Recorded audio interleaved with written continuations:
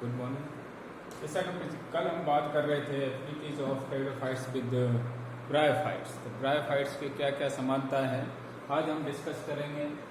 जो टेरिडोफाइट्स है उसकी क्या क्या जो बंधुता है या समानता है, क्या डिफरेंस है विद जिम्नोस्पर्म्स। जो जिम्नोस्पर्म्स हैं या नग्नबीजी पादप हैं उनके साथ इनमें क्या समानता है, क्या इसमें विषमता है। क्योंकि जो टेरिडोफाइट्स हैं वो ब्रायोफाइट्स और जिम्नोस्पर्म के बीच में रखा गया है, तो इसमें दोनों के ही कुछ कुछ लक्षण पाए जाते हैं। कुछ ब्रायोफाइट से समानता है, कुछ भिन्नता है, कुछ समानता इसकी जिम्नोस्पर्म से भी है और इससे क्या क्या विभिन्नता है, क्या क्या डिफरेंसेस हैं जिम्नोस्पर्म के साथ। तो आज हम डिस्कस करेंगे activities of pteridophytes with gymnosperms. तो नंबर 1 पहले अपन इनमें सिमिलरिटीज क्या है या क्या क्या समानता है उसके बारे में डिस्कस करेंगे।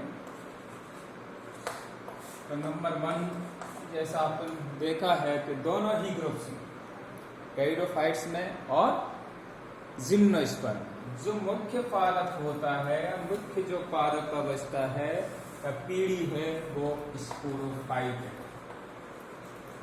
क्या है? स्पोरोफाइट या स्पोरोफिट। और ये स्पोरोफाइट जड़ तना पत्ती में विभेदित होगा या रूट्स, स्टेम और लीव्स इसमें विभेदित होता है। यही कंडीशंस टेरिडोफाइट्स में और इसी तरह की कंडीशंस अपनी जिम्नोस्पर्म में पाई जाती हैं। तो इस तरह से ये मुख्य जो पादप शरीर है वो जड़ तना पत्ती में विभेदित होता है और ये डिप्लॉयड होता है दोनों ही ग्रुप्स में, टेरिडोफाइट्स में और जिम्नोस्पर्म्स। ठीक। नेक्स्ट जो है अल्टरनेशन ऑफ जेनरेशन। जेनरेशन या पीढ़ी एकांतरण, दोनों ही ग्रुप्स में पीढ़ी एकांतरण पाया जाता है। अब अपन बात कर रहे हैं कि दोनों में ही जो मुख्य पादप है वो स्पोरोफाइट है। स्पोरोफाइट और गैमेटोफाइट अविकसित अवस्था होती है, कम समय के लिए बनने वाली अवस्थाएं होती। यहाँ पर स्पष्ट दोनों ही ग्रुप्स में स्पष्ट पीढ़ी एकांतरण पाया जाता है, जिम्नोस्पर्म में और टेरिडोफाइट्स में। स्पोरोफिटिक अवस्था एंड गैमेटोफिटिक अवस्था।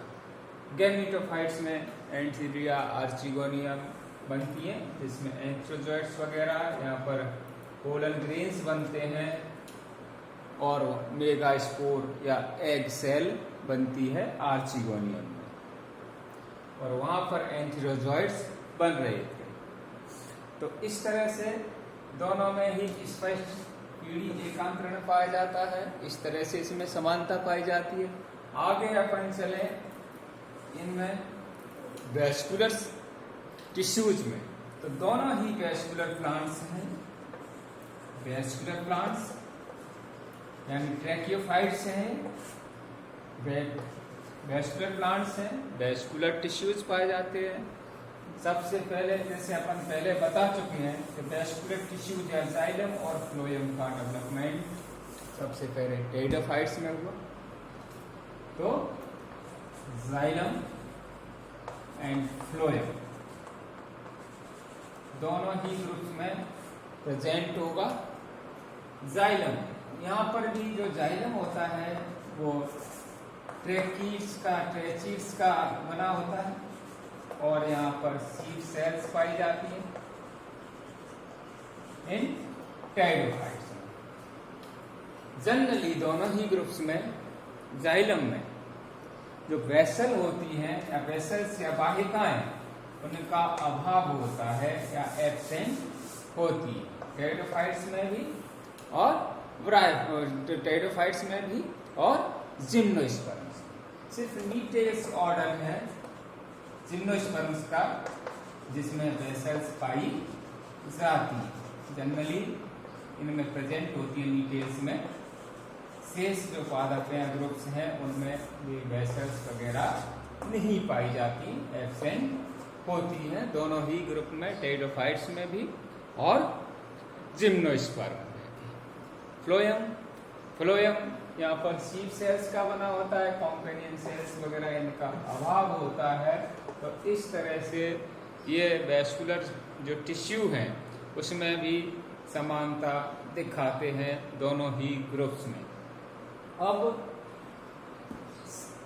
अगर लीफ की बात करें, लीफ किस तरह की शुरुआत में होती है, तो जो आपके फर्न्स वगैरह हैं, फर्न्स हैं और साइकस, ये जिम्नोस्पर्म और यहाँ पर ये टेरिडोफाइट्स, इनमें एक विशेष प्रकार की जो यंग लीव्स होती हैं जब बनती हैं तो एक विशेष प्रकार की अवस्था पाई जाती है, कुंडलित अवस्था कहती है, जिसको अपन क्रिसले बलन कहते हैं या सर्सिनेट वर्नेशन। तो दोनों ही प्लांट्स में या दोनों ही ग्रुप्स में जो लीव्स होती हैं उसमें सर्सिनेट वर्नेशन पाया जाता है। तो इस तरह से इनमें लीव्स में यंग अवस्था में सर्सिनेट वर्नेशन या क्रिसले बलन दोनों में एक रिजेम्बलेंस या अपनी बंधुता दिखाते हैं, समानता दिखाते हैं दोनों में, टेरिडोफाइट्स और जिम्नोस्पर्म्स। नेक्स्ट हम पहले जो टेरिडोफाइट्स हैं उसमें हमने देखा था कि वहाँ पर जो स्पोर्स थे, कुछ पौधों में हेटेरोस्पोरस कंडीशन पाई जाती है या विषम बीजाणुता पाई जाती है, जिसमें 9 लिविंग जेनेरा हैं, मेगास्पोरेंजियम एंड माइक्रोस्पोरेंजियम, जिसमें माइक्रोस्पोर और मेगास्पोर्स का निर्माण होगा। ठीक है, माइक्रोस्पोर्स एंड मेगास्पोर्स, दोनों ये मेगास्पोरेंजियम बनते हैं और ये माइक्रोस्पोरेंजियम बनते हैं। तो हेटेरोस्पोरस कंडीशंस टेरिडोफाइट्स में विषम बीजाणुता का विकास हुआ, और जब अपन स्लेजिनेला वगैरह उसमें देखते हैं तो वहां पर सीड हैबिटेट का विकास पाया जाता है। सीड हैबिटेट जिसमें जो मेल गैमीट या मेगास्पोर है वो आर्चिगोनिया के अंदर रिटेन रहता है, स्थिर रहता है, जो एक जिम्नोस्पर्म का लक्षण है, और इसी के कारण इनमें सीड हैबिटेट का विकास हुआ था। क्योंकि अपन बात कर रहे थे कि इसमें जो निषेचन है वो ऊगेमस टाइप का पाया जाता है। तो इस तरह से इनमें समानता पाई जाती है। मेगास्पोर आर्चिगोनिया के अंदर रिटेन्ड रहता है, जो इनसे समानता यानी जिम्नोस्पर्म से समानता दिखाता है। कुछ जो अपने के टेरिडोफाइट्स हैं और जिम्नोस्पर्म, तो एंथ्रेजोइड जैसा अपन कहते हैं ये मोटाइल होते हैं। मोटाइल मीन्स गतिशील होते हैं, प्रेजेंस ऑफ फ्लैजिला, और इसकी वजह से ये तैर करके फीमेल गैमीट तक पहुंचते हैं, जो इनका एक मुख्य लक्षण है, जो बाइफ्लैजिलेटेड और मल्टीफ्लैजिलेटेड होते हैं। इसी तरह से जिम्नोस्पर्म्स में भी साइकस एंड गिंगो, इन दोनों में जो एंथ्रेजॉइड होते हैं मेल गैमीट होती हैं वो भी मल्टीसिलिएटेड होते हैं, और इनसे जो टेरिडोफाइट्स के जो फर्न्स हैं उनके जो मल्टीसिलिएटेड एंथ्रेजॉइड्स हैं उनसे समानता प्रदर्शित करते हैं। तो ये इस तरह से इनमें समानता पाई जाती है। तो ये जो मुख्य इतनी लक्षण हैं, इनमें जो टेरिडोफाइट्स हैं और जिम्नोस्पर्म हैं उनमें समानताएं पाई जाती हैं। इस तरह से इसमें रिजेम्बलेंस पाई जाती है। अब अपन बात करते हैं जिम्नोस्पर्म और टेरिडोफाइट्स में क्या क्या डिफरेंसेस हैं। तो नंबर 1 हैबिटाट। सबसे पहले अगर आप डिफरेंसेस की बात करें या भिन्नताएं की बात करें तो सबसे पहले इनका आवास या हैबिटाट की बात करें तो अपन पहले पढ़ चुके हैं कि जो टेरिडोफाइट्स होते हैं वो जनरली मॉइस्ट हैबिटेट में पाए जाते हैं, जहाँ नमी अधिक हो, जहाँ पर छाया हो, पानी अधिक हो, उस तरह की हैबिटाट में पाए जाते हैं। जबकि जिम्नोस्पर्म्स होते हैं वो जनरली जीरोफिटिक हैबिटाट में पाया जाता है, मरुदगीध अवस्थाओं में पाए जाते हैं। तो यहाँ पर इन दोनों का हैबिटाट अलग अलग प्रकार का है। एक जलीय है हैबिटाट का ज़्यादा, या जहाँ पर नमी अधिक हो, जहाँ पर छाया अधिक हो, उस तरह के हैबिटाट में आते हैं। जबकि जो जिम्नोस्पर्म है वो जीरोफिटिक हैबिटाट में पाए जाते हैं। दूसरा, अगर अपन बात करें इसके सेकेंडरी ग्रोथ की, तो जो जिम्नोस्पर्म है उनमें कैम्बियम प्रेजेंट होती है, यानी उनमें द्वितीयक वृद्धि पाई जाती है वैस्कुलर कैम्बियम के कारण। जबकि जो टेरिडोफाइट्स में वहाँ पर कहीं पर भी इस तरह की कैम्बियम नहीं पाई जाती और इनमें सेकेंडरी ग्रोथ भी नहीं पाई जाती। रूट्स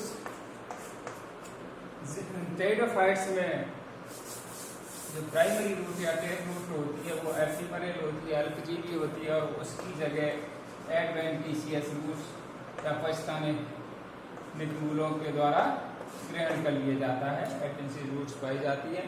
जबकि जिम्नोस्पर्म्स में यहाँ पर टैप रूट सिस्टम डोमिनेंट है, टैप रूट सिस्टम पाया जाता है। इस तरह से इसमें रूट सिस्टम में भी दोनों ग्रुप्स में विभिन्नताएं पाई जाती हैं। जब अपन अगर इनके रिप्रोडक्टिव ऑर्गन्स पे जाएं तो जैसा कि हम पढ़ चुके हैं पिछली क्लास में कि आर्चिगोनियम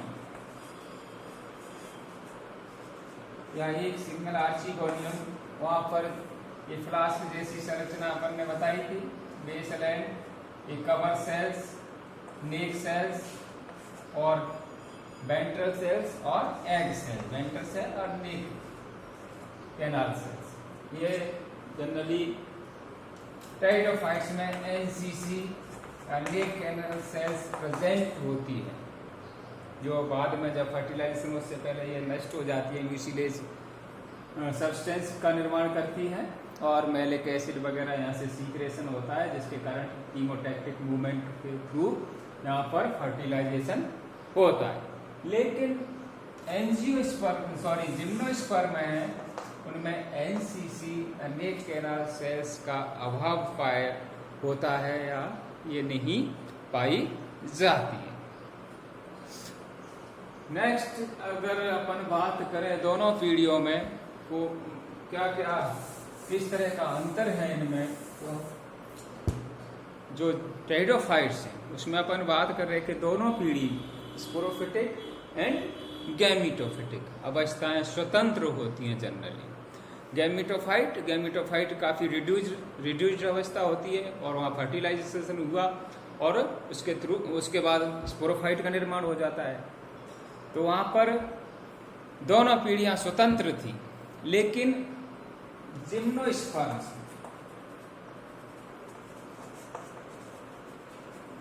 मेन जो पीढ़ी है वो स्पोरोफाइट है और इस स्पोरोफाइट पर कोन्स में माइक्रोस्पोरोफिल वगैरह उनमें स्पोरेंजिया उनका निर्माण होगा, या पोलन, जहाँ पर पोलन ग्रेन्स का निर्माण होगा, और आर्चिगोनियम में एग सेल या मेगास्पोर का निर्माण होता है। जो गैमेटोफाइट अवस्था है वो टोटली डिपेंडेंट ऑन स्पोरोफाइट।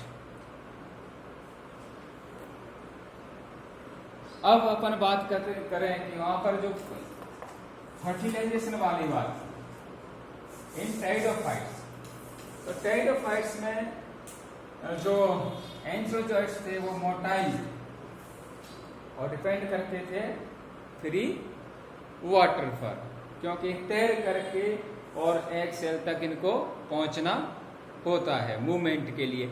ऐसा जिम्नोस्पर्म्स में नहीं पाया जाता है, यहाँ पर पॉलिनेशन पाया जाता है।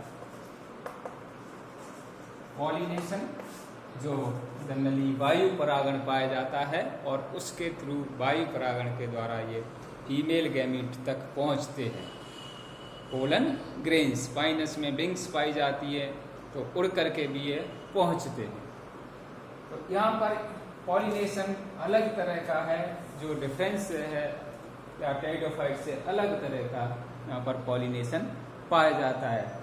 जब पोलन ग्रेन मेगास्पोर या एग सेल तक पहुंचेगा, तो वहां पर पोलन जब जर्मिनेट होता है, तो यहाँ पर जो जिम्नोस्पर्म है वहां पर पोलन ट्यूब का फॉर्मेशन होता है, पोलन ट्यूब बनती है या परागनलिका का निर्माण होता है। इस तरह की कंडीशंस कहीं पर भी टाइडोफाइट्स में आपने नहीं जो देखी होंगी, यानी पोलन ट्यूब का फॉर्मेशन वहां पर नहीं पाया जाता। तो इस तरह से यहाँ पर दो पीढ़ियां पाई जाती है टाइडोफाइट्स में, और उसमें भी वहां पर जो टाइडोफाइट्स हैं उसमें दोनों पीढ़ियां अलग अलग होती है, इंडिपेंडेंट होती हैं, जनरली स्वतंत्र होती है। जबकि अपने जो जिम्नोस्पर्म प्लांट हैं, नग्नबीजी पादप हैं, सीड प्लांट्स हैं, इनमें सीड का डेवलपमेंट होता है, सीड प्लांट्स हैं, लेकिन इनमें फ्रूट्स का डेवलपमेंट नहीं होता। वेस्कुलर प्लांट हैं, तो सीड प्लांट्स विदाउट फ्रूट्स भी कहते हैं इनको। यहाँ पर जो गैमेटोफिटिक अवस्था है वो पूर्ण रूप से स्पोरोफाइट पर डिपेंडेंट होती है, ठीक है।